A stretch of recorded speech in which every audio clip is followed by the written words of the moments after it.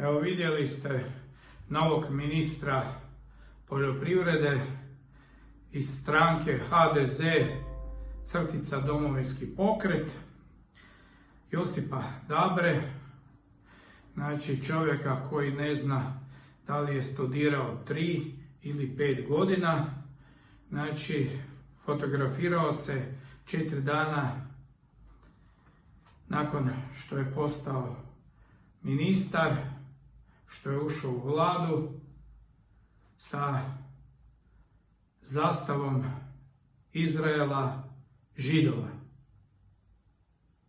Znači, sve vam mora biti jasno samo onome koji ima malo soli u glavi,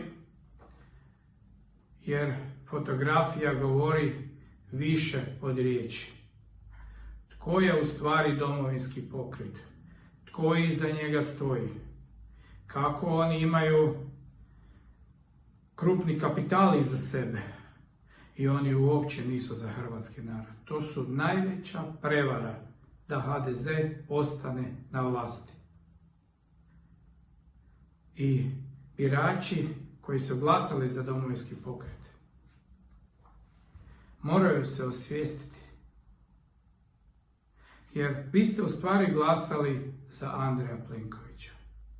Niste glasali za Penavu, niste glasali za Čipu Mlinarića, niste glasali za njih, nego ste glasali za opstanak Plenkovića HDZ-a na vlasti.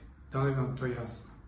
Ali kad stoji iza vas Izrael, Židovi, onda sva vrata su vam otvorena.